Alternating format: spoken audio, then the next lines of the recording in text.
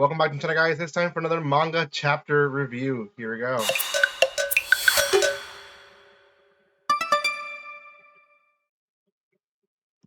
Welcome back to my channel, guys. We're going to be reviewing the second chapter of SINoALICE. It is a pretty intense chapter. We have several things happening in this chapter, but again, we left off with this weird scene where she woke up from what she thought it was a dream, and it was a girl basically eating in a room with a bunch of dismembered members of her family. So she re-wakes up, and we have a character who is like a doctor called Snow. We don't know really what she's doing, but um, we do get a little bit of a full shot here of her. So she is hurt in her face, and then a little bit of here you can see that she's missing a leg. So she's not doing well as a doctor, to be honest. And then she tells her that her name is Alice. Now, they do investigate her, and it's Snow and the girl who Alice saw in the first chapter, the last chapter we read. So yeah, we'll stop there. Before anything, guys, if you haven't done so by now, make sure you subscribe to my channel. I restarted quite fast because it is a good series, and I want to get through this series pretty fast. So anyways, subscribe to my channel, especially if you're watching up to this point. Make sure you comment, like, and share. I do have the first chapter already out. More will come your way. I think only this volume has 3 chapters. So yeah, I'll be done with the next chapter, which is a shame, but I will buy the next volume, and we'll review it as soon as I can so you guys can see and enjoy the series with me. So, SINoALICE, there is a parental advisory, pretty explicit scenes, so just heads up.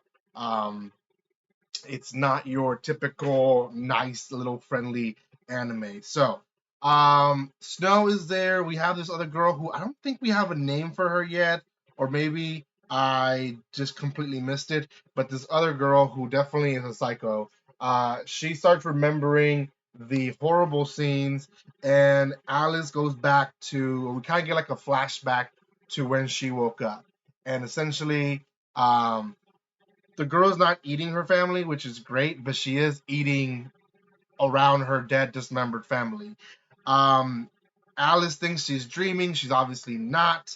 And then there's a knock on the door, and the girl doesn't seem to care much about Alice because Alice is not really doing much.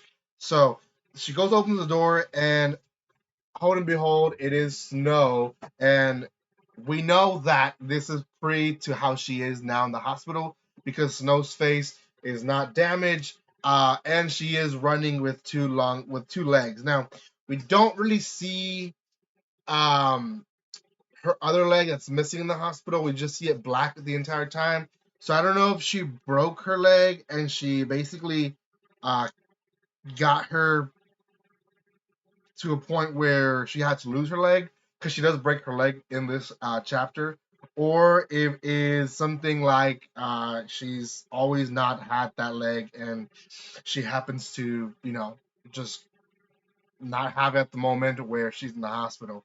Well, there is quite a bit of a scene, and that's kind of most of the chapter. Snow tries to protect Alice, and the other little girl that is in there basically dismembers her, not dismembers her, but beats her up, breaks her hands, legs. There's quite a bit of a gruesome, very detailed scene there. The chapter ends with another character who is waiting for Snow in the car, and she says something about there's a new detection or new power detected, and she's like, well, this is new. Now, we don't know what this means, but the chapter ends with a panel of Alice essentially freaking out. She's seeing heads of her brother, dad, mom, bodies everywhere, guts everywhere, blood everywhere, and now the girl who seems to be the culprit who did this is now beating up another random girl who came in to, I guess, protect her. So Alice definitely is overwhelmed, overstimulated, and because of all this, freaks out and I guess awakens some power. That in a nutshell is the second chapter. Um, it's a good series, guys. It's easy to read.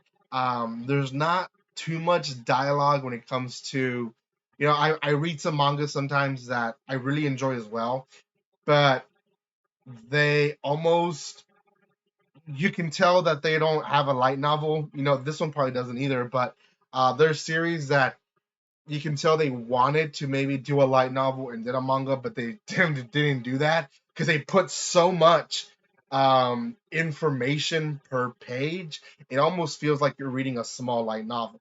And this one is not like that. It's very action packed, very easy to read. I don't lie to you guys that it takes me about maybe 5 minutes, if that, to read a chapter of this series. So easy to read. There is 3 volumes out, so I will buy the second one eventually. When I finish that one, I'll buy the third one as well. So yeah, check them out, guys. They are a specific series, or it's not, sorry, not series, companies called Square Enix, which you probably heard of the anime, but they do also do manga. They're very limited with how much they do, so they're not always easy to find, but you can find them for sure online. There is a link in the description below. Very good series, especially for those who like girl magical kind of powers, gore, and I guess a little bit of suspense and mystery to it as well. So if you're into those series or genres, this one's for you. Let me know, guys, what you think about this series so far. The next chapter will be the last one of the volume, and then we'll go from there. Thank you guys so much for watching this. I'll see you guys next time, and like always, don't be strangers. See you guys.